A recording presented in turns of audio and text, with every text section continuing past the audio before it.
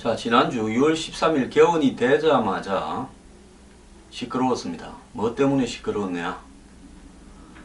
국회의장이 개원사에서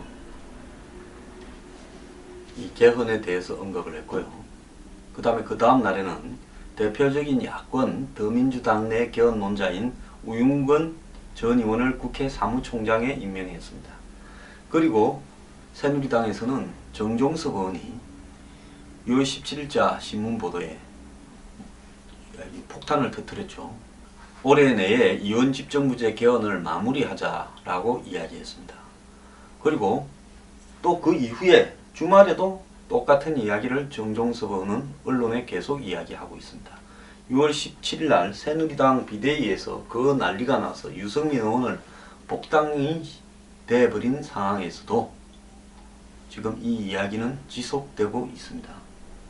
자, 이 문제에 대해서요, 반복해서 이렇게 언론에 계속 정종섭 의원이 이야기하는 부분은 정종섭 의원과 박 대통령과의 관계, 그리고 최경환 전 부총리하고의 관계, 이런 부분으로 봤을 때는 이 부분에 대해서 정종섭 의원의 발언에 대해서 최소한의 대통령이나 최경환 전 부총리가 용인을 하지 않고는 이런 이야기가 나올 수는 없다고 저는 보고 있습니다. 제처럼 생각하는 것이 지극히 상식적이지 않습니까? 자, 이제 박 대통령은 입장을 밝혀야 할 때라고 봅니다. 오늘 아마 국무회의가 있을 건데요. 국무회의에서 개헌에 대해서 뭐라고 할지 저는 굉장히 궁금합니다. 만약에 박 대통령이 지금 최근에 벌어지고 있는 일이 본인의 뜻이 아니라 최경환 전 부총리와 정종섭 장관, 친박 핵심들의 자발적인 어떤 바람잡기라고 생각을 한다면 더 이상의 논란 확산을 막기 위해서 분명히 그런 논의를 하지 말라고 선을 그어야 되는 것이 맞다고 저는 보고 있습니다. 내일 있는 국무회의에서도 박 대통령이 이 개헌 문제에 대해서 아무런 말을 하지 않는다면 그것은 사실상 대통령의 방조 내지는 용인, 좀 더 쉽게 이야기한다면 공식적으로 하라 하지는 않았지만은 비공식적으로 알아서 적극 추진해라, 나는 인정한다 라는 어떤 관계 속에서 개헌 문제가 진전이 된다라고 보는 것이 상식적인 이야기라고 보고 있습니다. 자, 저는 여기에서요, 이 두 가지 문제를 좀 지적하고자 합니다. 야당과 여당 두 정당의 문제인데요. 또 두 정치 세력의 문제이기도 합니다. 야당은 오늘날 야당이 대한민국에서 기여한 가장 큰 부분, 즉 더민주나 국민의당에 있는 국회의원들, 또 야권, 제야, 진보, 좌파, 과거 민주화 인사들, 학생운동한 인사들, 이런 사람들이 대한민국에서 가장 훌륭하게 자신들이 국가에 기여했다고 자부하는 부분이 뭡니까? 87년 6월 항쟁으로 그 이전에 민주국가가 아니었는데 그 이후부터는 민주주의 제도를 정착시키는데 자신들이 투쟁을 해서 기여했다. 그 과정에 죽은 사람도 있고 다친 사람도 있고 무수한 사람이 감옥으로 갔는데 우리가 그런 희생을 통해서 대한민국을 독재국가에서 민주국가로 만들었다. 그리고 거기에 가장 중요한 가치가 뭡니까? 대통령 직선제를 쟁취했다라는 겁니다. 자, 그 이전에는 전두환 대통령 시절에 뭡니까? 통일주체 국민회의에서 전두환 대통령을 뽑았고요. 또 박 대통령도 72년 유신헌법 이후에 통일주체 국민회의에서 대통령을 뽑았죠. 그래서 사실상 70년대 초반에 있었던 대통령 선거가 직선제가 마지막이었고 그 이후로 직선제가 없었죠. 그 직선제를 쟁취해냈다라는 부분에 대해서 이렇게 자부하는 거 아니겠습니까? 자, 그렇게 본다 하면 물론 그 60년대 61년 5.16 혁명 이후에 벌어졌던 각종 선거들에 대해서도 야권이나 한국의 좌파 진보 세력들은 그 부분이 제대로 된 선거가 아니라 어떤 형태로든 당시 여권인 이기게 된 선거다 이렇게 이야기를 합니다. 그래서 명실상부하게 솔직히 이 국민이 자유로운 환경하에서 투표를 통해서 대통령을 뽑는 시스템이 87년 개헌을 통해서 이루어졌다. 그리고 그 최대의 과실은 대통령 직선제 정치였다는 겁니다. 저는 기억을 합니다. 저도 80년대 초중반에 대학을 다닌 사람으로서요. 저도 길거리에서 대통령 직선제 정치라는 머리띠를 하고 체류탄 가스를 마시면서 돌도 많이 던졌습니다.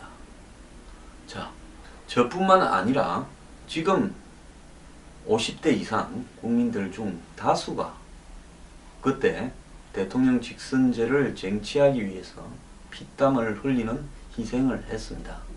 자, 그런데 지금 여야의 250여 명의 국회의원들 중에 상당수가 주장을 하는 이원 집정부제 개헌의 문제에 있어서는 가장 핵심적인 부분이 국민이 뽑는 대통령제를 그대로 두고는 있지만은 그 대통령은 지금과 같은 대통령이 아니라는 겁니다. 외치와 내치를 구분해서 대통령은 외교 국방만 맡고 그 다음에 내치는 총리가 담당한다고 하면 그런 어떤 총리가 실권자이지 외치를 담당하는 대통령이 실권자라고 볼 수 있겠습니까? 실제로 국방에 대해서도 총리와 대통령의 관계가 명확하게 서열화될 수 있겠습니까? 결국 대통령은 독일 대통령이나 오스트리아 대통령이나 이런 것처럼 존재감도 없고 외국에서 기빈이 왔을 때 한마디로 의전이나 담당하는 그런 역할밖에 더 하겠습니까? 요즘은 그런 의전 역할도 제대로 못하고 있습니다. 자, 그래서 국민은 껍데기를 뽑고 한마디로 실세 총리는 국민이 뽑지 않는 국회의원들 저거 자기들이 뽑는 사람이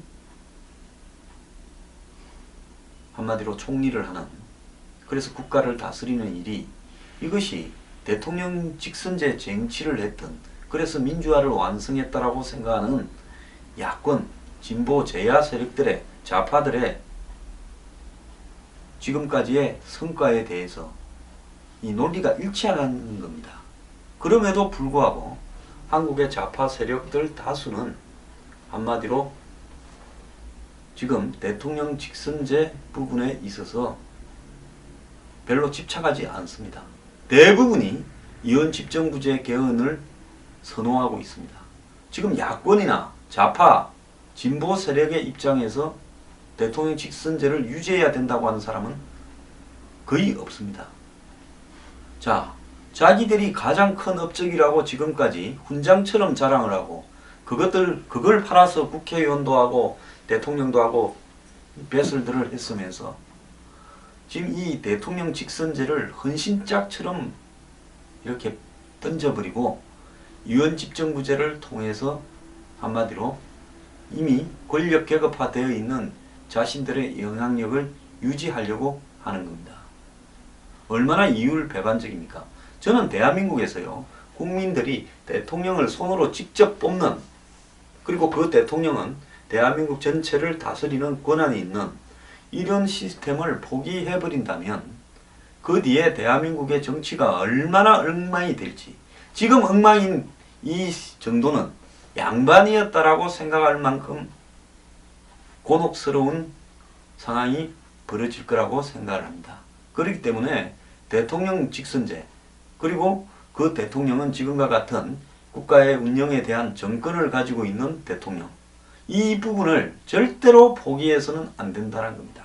통일이 된 이후에나 이원 집정부제 개헌을 고민하고요, 그때까지는 어떤 형태로든 대통령이 국가의 외치와 내치뿐만 아니라 정권을 행사할 수 있는 시스템을 가져야 된다. 설사 야당이 집권을 하더라도 김대중 노무현 대통령이 속으로야 북한과의 관계나 통일 문제나 이런 부분에서 온갖 일들을 하고 싶었는지 모르지만은 어쨌든 역사에 뭔 일을 해놓든 그것은 자기의 어떤 대통령직 행사에 대한 기록으로 남을 거기 때문에 그런 부분이 두려워서라도 하고 싶은 일을 저는 다 하지 못했다.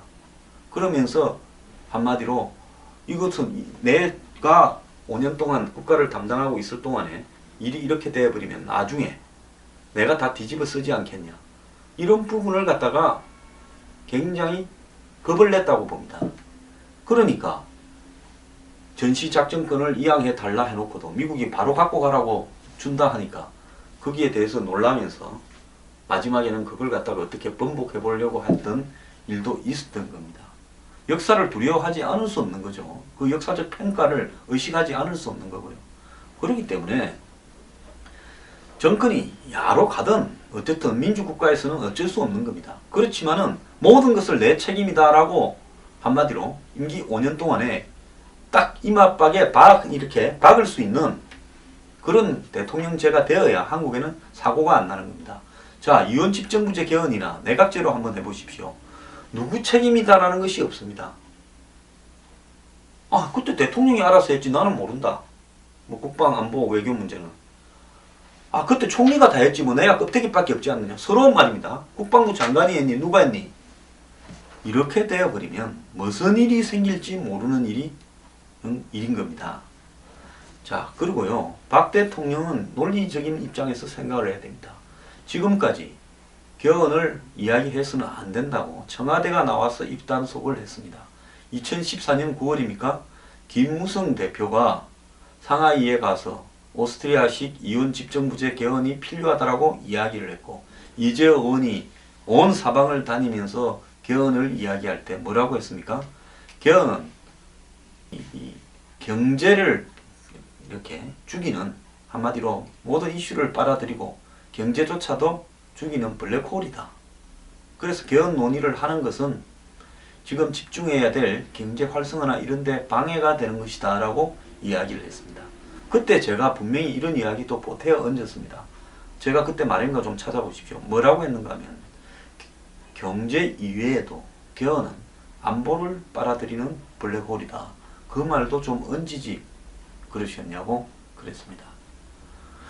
어쨌거나 개헌 논의를 갖다가 경제를 갖다가 들어서 개헌을 갖다가 이야기할 때가 아니다라고 한 세력이 박 대통령이자 박 대통령을 따르는 세력이었는데요. 작년 하반기부터 반기문 카드를 가시화시키면서 드디어 이제 친박이 나서서 개헌을 이야기를 하고 있습니다. 아까 제가 앞에서 이재호 의원이 그래 개헌을 못하게 만든 지난 3년 동안에 개헌을 안 해서 경제가 살아났느냐 이렇게 비꼬는 문제에 대해서는 뭐라고 답을 하겠습니까? 이제는 경제는 완전히 뭐 이러나 저러나 손도 쓸 수가 없게 되어서 개헌이나 하자고 말을 하겠습니까?